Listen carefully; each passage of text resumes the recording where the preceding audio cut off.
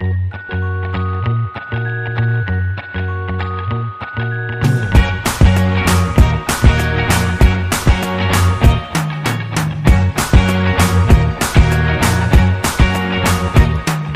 can't forget the day we met. Your eyes so blue, me piercing through.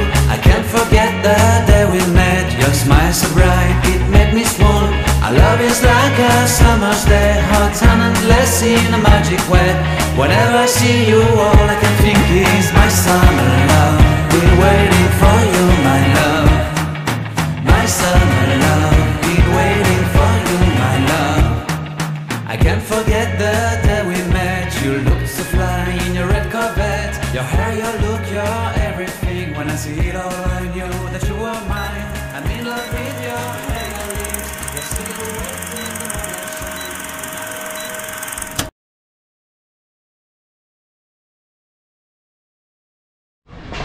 Allez, aujourd'hui on est à Zagora, chez la référence de de l'entretien des 4x4, chez Ali Nasri, qui va s'occuper de Roger pour un petit classique. Ça fait un peu plus de 8000 km qu'on roule et on va faire vidange, filtre à air, un petit contrôle histoire de repartir, parce que si tout va bien et si le temps se maintient, on devrait descendre sur El Mamid et le désert Ertxegaga.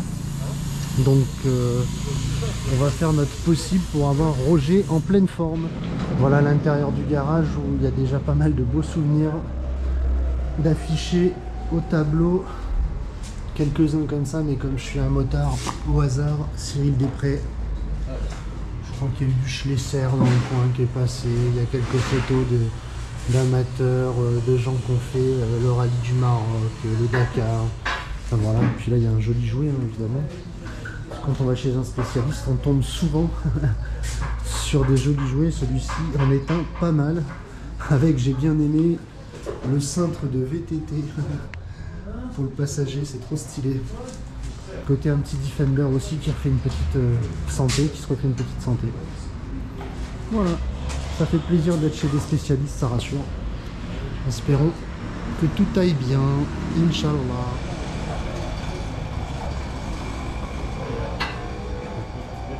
On approche un peu. Oui. Ali Nasri, c'est ici qu'il faut être, Oui, la les gars. bienvenue, Inch'Allah. Le spécialiste des 4x4 préparés. Omar Sharif qui va me ramener pendant qu'ils vont me faire une petite réhausse. Ça bosse bien. Et dans... On n'a rien. Putain, S'il n'y a pas de touristes, il n'y a rien. Depuis 2 ans de la Covid, mais ouais. il n'y a plus de touristes, il n'y a rien du tout. Sinon, ici, on travaille beaucoup avec les touristes. Mais oui. Et ben franchement, Omar, t'es un mec super gentil, super accueillant. Et grâce à toi, t'as vendu une prestation à Ali. Oui, Ali Nassir, ouais. le meilleur garage. C'est le ici. meilleur garage, Ali. Elle est bien connue sur le Facebook, l'Instagram, sur l'internet beaucoup. Inch'Allah, j'espère que je récupère mon 4x4 nickel. Récupérer, Inch'Allah, nickel chrome. La gazelle.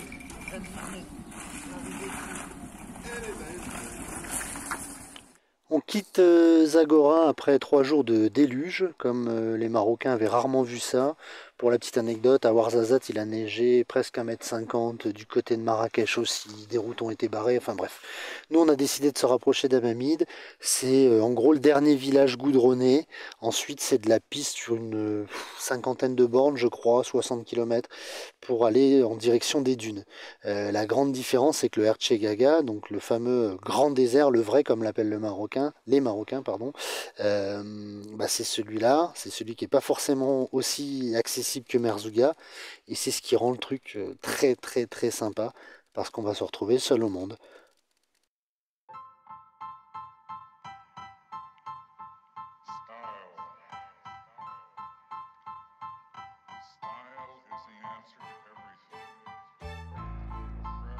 Petite précision pour être totalement honnête, on va devoir s'y reprendre à 3 fois pour accéder aux dunes Ertxegaga. Il a tellement plu que les images que vous voyez là eh bien on va faire demi-tour au bout de 7-8 km de piste. On va prendre même un orage et on va croiser des locaux qui vont nous dire c'est pas accessible aujourd'hui, donc on écoute. Le lendemain on refera une tentative, on sera pas très loin puisqu'on verra les dunes, mais pareil le temps est tellement pourri, il y a tellement de pièges et tellement de boue, presque de sable mouvant, t'as l'impression à certains moments qu'on fera demi-tour à 4-5 km des dunes. Et la troisième sera la bonne.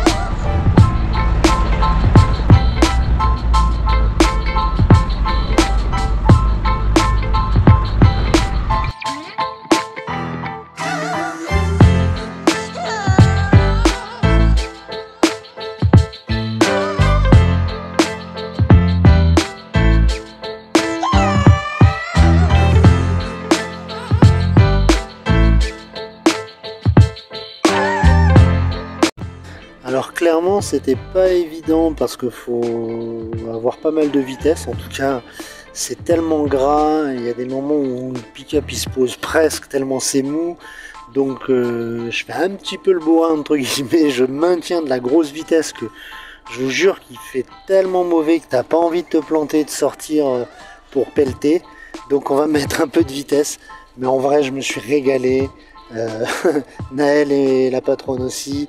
Et c'était des bonnes sensations et puis chaque jour on prend confiance de toute façon dans le sable et en prenant de la piste.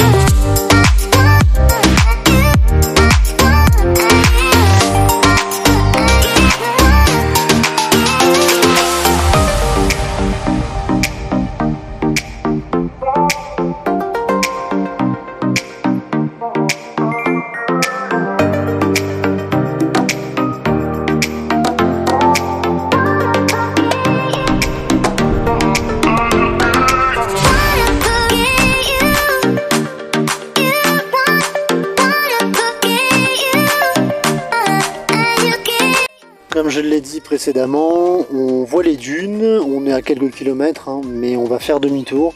Dans un premier temps parce que c'est quand même piégeux, il y a des moments où on se fait surprendre un peu et on n'est pas loin de se bourrer. Ça paraît pas comme ça, mais il y a vraiment des passages très mous, très gaugés d'eau. Et la seconde, c'est qu'on se dit une fois qu'on sera là-bas, ok, on fait quoi? Parce qu'un bivouac de ce temps-là avec le vent, etc., ça ne nous donnait pas envie, donc demi-tour. Et puis on se dit, ce n'est que partie remise, donc on retourne sur Hammamet et on commence à connaître une bonne partie de la piste, puisque ça sera la deuxième fois déjà qu'on l'a fait, en allant à chaque fois un peu plus loin. Et on sait que demain ce sera la bonne.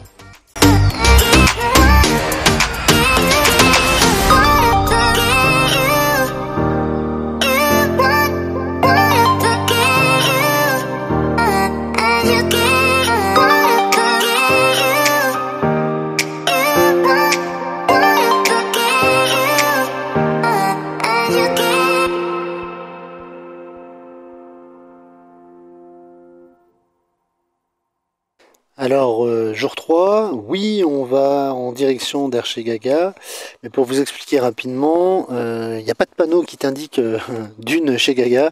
Il faut suivre les pistes, c'est des grandes étendues, il faut essayer de trouver des traces, sauf que là, c'est encore pas mal humide. Certains même nous ont dit à Hammamet qu'on n'y arriverait encore pas aujourd'hui, mais d'autres nous ont dit que c'était jouable. Par contre, il faut esquiver un peu les portions un peu techniques. Là, on est justement sur une portion qui avait pas mal pris l'eau et qui est assez piégeuse. On nous a mis en garde. Donc, on essaie d'esquiver. C'est pas facile. On trouve quelques traces. Et puis, l'idée, bah, c'est de pas se bourrer. Mais on y croit fort.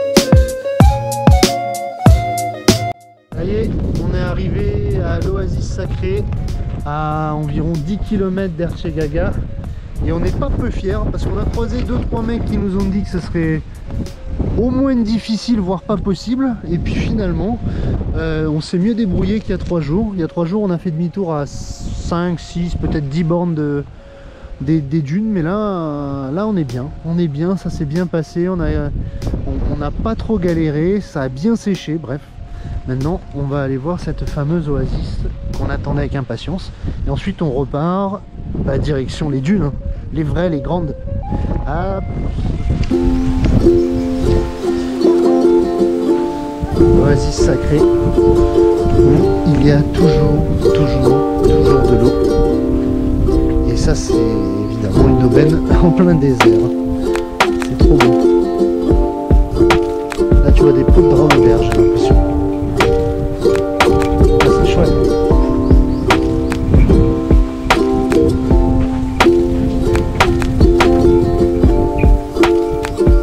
Là c'est pas bien, là je peux le mettre en mode cocooning pour boire le thé. Exactement.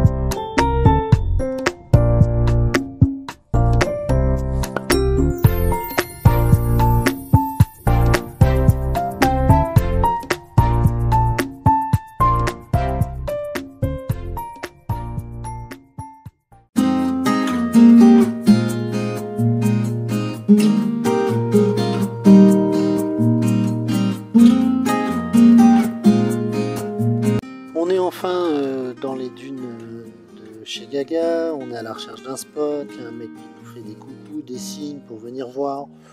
Nous, comme on est toujours prêt à discuter, à rencontrer des gens, on s'arrête. Sauf que je découvre que l'accès à son bivouac est compliqué. C'est ni plus ni moins un monticule de sable, hein, une mini dune pour arriver chez lui. Et juste avant, je viens de voir 3 4x4 avec 3 guides manquer de se bourrer en sortant de chez lui. Donc autant te dire que je me dis ça va être pour moi. Et finalement, gros gaz, on s'en sort bien. Mais franchement, son accès était bien pénible.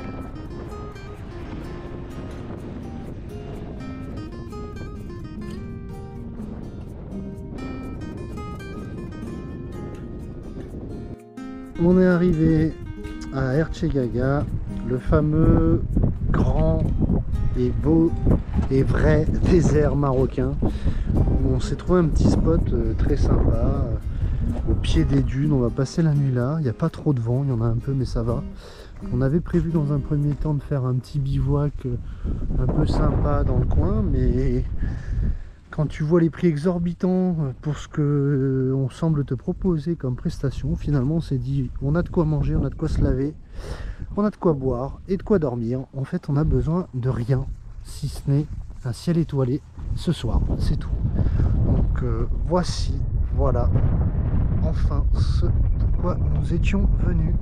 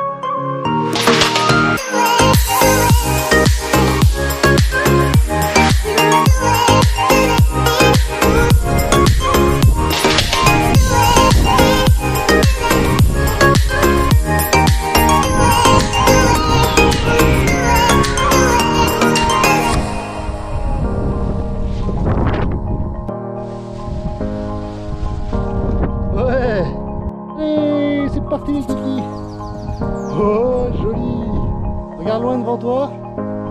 Tu gères, fils.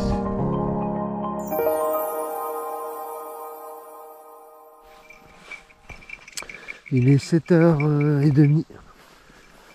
On est dans le désert de chez Gaga. Et si je ne dis pas de bêtises, le soleil se lève dans 1 heure. Alors je suis pas le seul à avoir eu l'idée ce matin. Je vois qu'il y a déjà des gens sur les dunes. Mais évidemment l'idée c'est le grand classique, hein, d'aller se faire un petit lever de soleil en haut d'une dune. Donc bah c'est parti. J'ai Naël et Dorine qui sont encore couchés, mais je leur ai dit que je prenais de l'avance, voir s'ils étaient motivés. Je crois qu'ils ont un peu bougé, donc ils vont certainement me rejoindre. Et je voulais pas les attendre, déjà parce que c'est un moment cool où je peux être entre guillemets tranquille pendant une petite heure. Et puis parce que si je les attends et qu'ils se lèvent pas, je vais rater le lever du soleil. C'est parti. Ouest, Ouais, nord, sud. c'est bien, c'est ça.